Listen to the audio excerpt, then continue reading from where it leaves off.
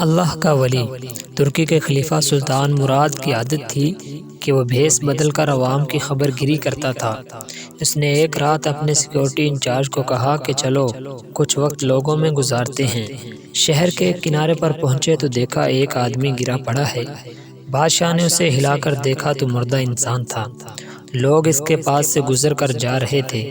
بادشاہ نے لوگوں کو آواز دی، ادھر آؤ بھائی۔ لوگ جمع ہو گئے اور وہ بادشاہ کو پہچان نہ سکے۔ لوگوں نے پوچھا کیا بات ہے؟ بادشاہ نے کہا آدمی مرا پڑا ہے، اس کو کسی نے کیوں نہیں اٹھایا؟ کون ہے یہ اور اس کے گھر والے کہاں ہیں؟ لوگوں نے کہا یہ بہت برا اور گناہگار انسان ہے۔ تو سلطان مراد نے کہا کہ یہ امت محمدیہ میں سے نہیں ہے؟ چلو اس کو اٹھائیں اور اس کے گھر لے چلیں۔ لوگوں نے میت گھر پہنچا دی۔ اس کی بیوی نے خاوند کی لاش دیکھی تو رونے لگی۔ لوگ چلے گئے۔ بادشاہ اور اس کا سیکیورٹی انچارج وہیں عورت کا رونا سنتے رہے۔ وہ کہہ رہی تھی میں گواہی دیتی ہوں، بے شک تو اللہ کا ولی ہے اور نیک لوگوں میں سے ہے۔ سلطان مراد بڑا متعجب ہوا، یہ کیسے ہو سکتا ہے؟ لوگ تو اس کے بارے میں یہ باتیں کر رہے تھے اور اس کی میت کو ہاتھ لگانے کو تیار نہ تھے۔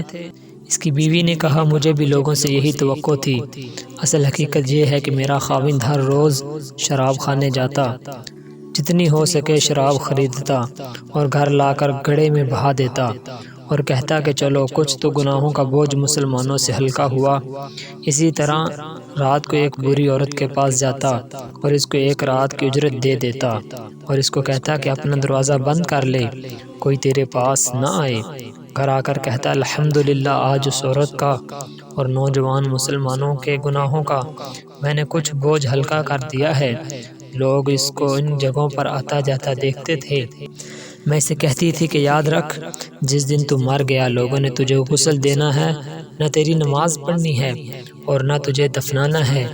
وہ مسکرا دیتا اور مجھ سے کہتا کہ گھبرا مت، تو دیکھے گی کہ میرا جنازہ وقت کا بادشاہ، علماء اور اولیاء پڑھیں گے۔ یہ سن کر بادشاہ رو پڑا اور کہنے لگا میں سلطان مراد ہوں، کل ہم اس کو غسل دیں گے، ہم اس کی نماز جنازہ بھی پڑھائیں گے اور اس کی تدفین بھی ہم کروائیں گے۔ چنانچہ اس کا جنازہ بادشاہ، علماء، اولیاء اور کثیر عوام نے پڑھا۔ اس حکایت سے حاصل ہونے والا سبق، آج ہم بظاہر کچھ دیکھ کر یا محض دوسروں سے سن کر اہم فیصلے کر بیٹھتے ہیں۔ اگر ہم دوسروں کے دلوں کے بھید جان جائیں تو ہماری زبانیں گونگی ہو جائیں۔